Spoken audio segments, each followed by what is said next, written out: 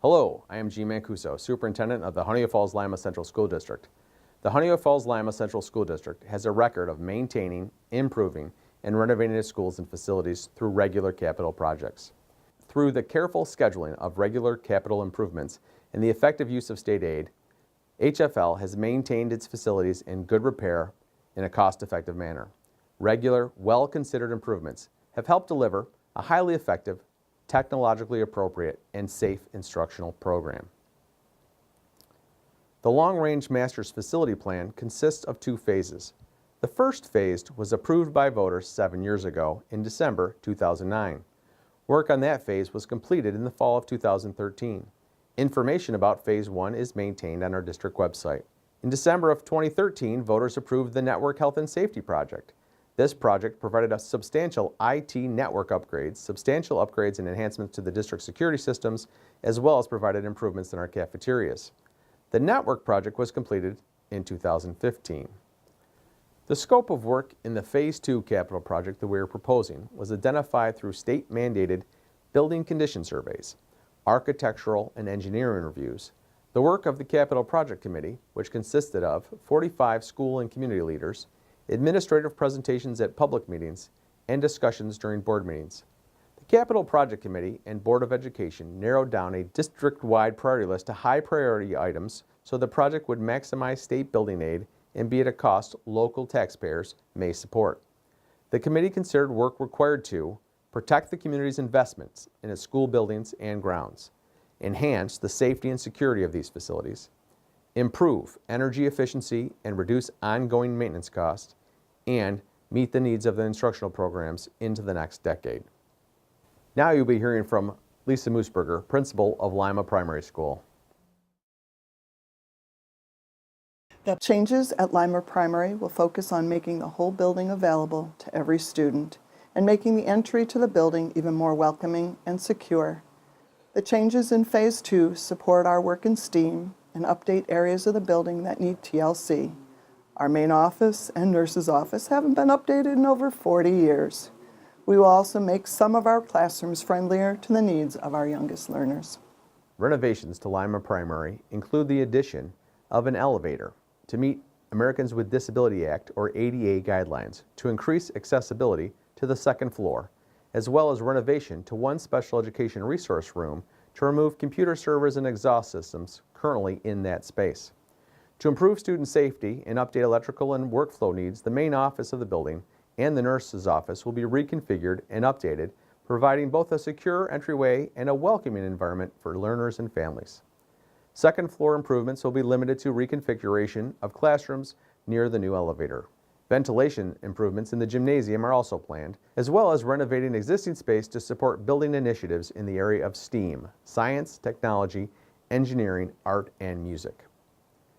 Now you'll be hearing from Janine Lupacella, principal of the Manor School. Many of the improvements at Manor will focus on the infrastructure needs of our classrooms. Updating and renovating our classrooms to better reflect the quality we see in our students and staff is the most important. The main office area will be renovated to support a new nurse's suite and to provide a more robust instructional space for our art program. The Manor School will receive major classroom renovations, replacing original cabinetry, flooring, painting, chalkboards, sinks and drinking fountains, select ventilation upgrades, and fire alarms. The main office will be constructed next to the current entrance vestibule. This will increase both visibility and security, while the old main office will be renovated to create more room for both art and the school nurse.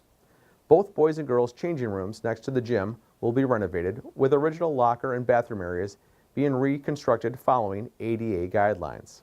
Select upgrades to LED lighting, water heater replacement, mechanical and ventilation upgrades, ADA improvements in some toilet rooms, replacement of electrical panels, and selective replacement of corridor wall finishes are also included. The middle school received major renovations during Phase 1. In Phase 2, there will be minor upgrades to roofing, air handling units in select classrooms, and selective replacement to aging electrical panels. Classroom renovations will be limited to the 8th grade science classrooms and the creation of a discovery lab and large group workspace attached to the current library. This project also includes renovation of the boys and girls locker room. Now you'll be hearing from David Roth, principal of the high school. Safety considerations and programs improvements are focuses of the changes at the high school. The removal of the maintenance building and providing a safe and secure entrance to our high school will help spotlight the beacon that we believe our high school should be for our community. The high school entrance will be reconfigured with the removal of the 1940s era maintenance building to increase parking and safety. This new vehicle entry will lead to a new main building entrance constructed at the current A-Gym entrance of the high school.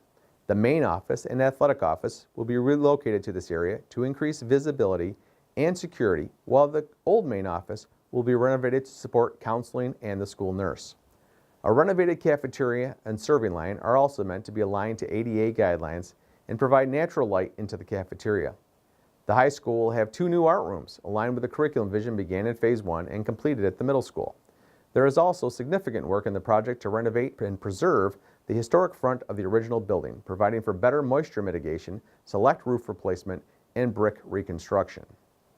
Now you'll be hearing from Brian Donahue, Director of Physical Education, Health and Athletics. Over the past 15 years, the Master Facilities Plan has recognized a growth in not only participation in HFL sports, but also in community youth programs.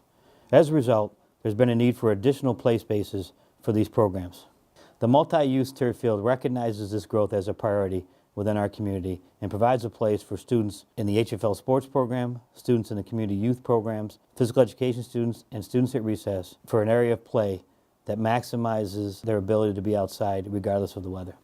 The athletic department and physical education department will experience an addition and replacement of the tennis courts by the high school to increase from 5 to 7 courts.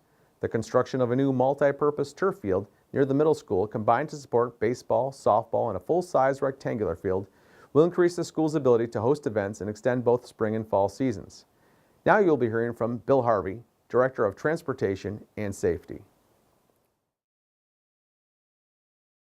For years, the traffic pattern at the high school has been confusing to students, parents, and visitors, especially at dismissal time, arrival, and special events. The new proposed Transportation and Buildings and Grounds facility will improve efficiency as our mechanics already service all of the fleet vehicles owned by the school district and perform welding and fabrication work for the Buildings and Grounds department. With our focus on student safety, these changes will help reduce potential for accidents at the high school, as well as to improve the efficiency of both transportation and the facilities departments. The transportation building will be expanded to support the movement of the Buildings and Grounds Department, creating one location to service district fleet vehicles. 2 new bays will be constructed to service longer frame buses. The envelope of the building will be renovated to include concrete floor reconstruction, exterior door replacement, upgrades to mechanical control systems, replacing of water heaters and oil separators combined with a new parking lot configuration, and the replacement of the fuel depot. Also described as STEAM labs, discovery labs and maker spaces. The goals are to provide dedicated space at each school for experiential project-based learning that affords interdisciplinary STEAM cross-pollination opportunities typically compartmentalized by traditional art rooms, science labs, classrooms, and tech spaces. Presentations and display opportunities will also be provided to sustain and promote the dialogue beyond the classroom period. The Henny Falls Lima Central School District has a record of maintaining, improving, and renovating our schools and facilities through the use of regular capital projects. By carefully scheduling regular capital improvements and effectively using state aid, we've been able to maintain the Henny Falls Lima facilities in very good condition in a very cost-effective manner. So regular, well-considered improvements have helped us deliver a very effective and technologically appropriate and safe instructional program in our facilities. And the multi-year process of assessing our needs, evaluating the options and costs of various projects, and developing a working project plan has been guided by 45 members of the Master Facilities Planning Committee. This committee's been in place since 2007, working to protect the community's investment in its school buildings and grounds. You will see a proposition for this project during our regular budget vote, which is Tuesday, May 17th, 2016, in the high school foyer. Voting is from 6 a.m. to 9 p.m. Thank you.